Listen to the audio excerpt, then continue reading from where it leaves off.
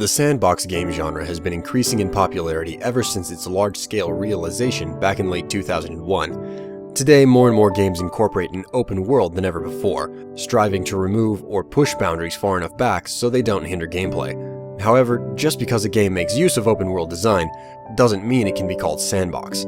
Games like Grand Theft Auto, Zelda, Mass Effect, The Elder Scrolls, and Fallout, to name a few, all make use of open worlds that can be explored in a largely non-linear fashion. Yet, none of these games can truly be called sandbox games.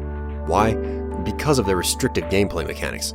The term sandbox, in its essence, refers to the ability to create and destroy at one's leisure, just like in a sandbox at the playground.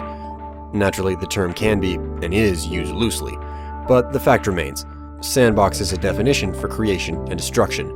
When taken in that light, not many games fulfill the definition. There are a few out there though, and one of those games is called Minecraft. Minecraft is a game that's just about as close to the definition of sandbox as you can get. It consists of a very basic and intuitive creation system, layered on top of simple survival and creation mechanics. The combination of these three design elements is what drives the game, and has made it such a success. For most people, being able to create and destroy at leisure has limited entertainment value, the reason being that having godlike power equates to having no challenges, resulting in a lack of appreciation for the power, and therefore a lack of interest in using the power. Minecraft keeps that paradox in check though. The godlike powers of creation are only useful after overcoming mortal challenges. You can't build unless you have materials, and you can't gather or craft unless you survive.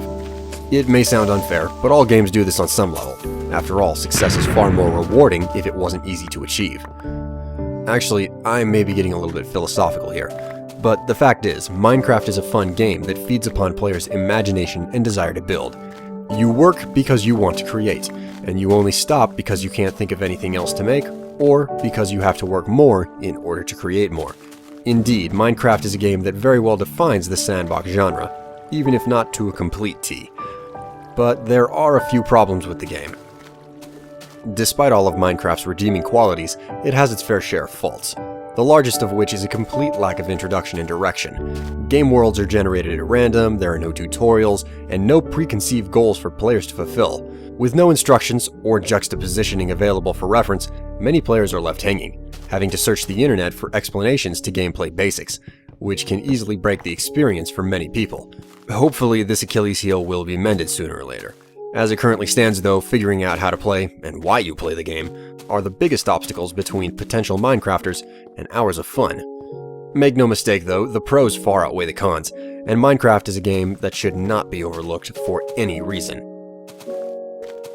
If this game has gotten your attention now, or I've somehow sparked your imagination, head on over to Minecraft.net and shell out a couple of bucks for a great game. There's no DRM involved and it can be played on any computer, no matter if it's Windows, Mac, or Linux. And all you need is an account to validate purchase. Honestly, worth every dollar. This has been a video blog by William Strife for B10g.net, April 21st, 2011. Hope you enjoyed my musings. See you later.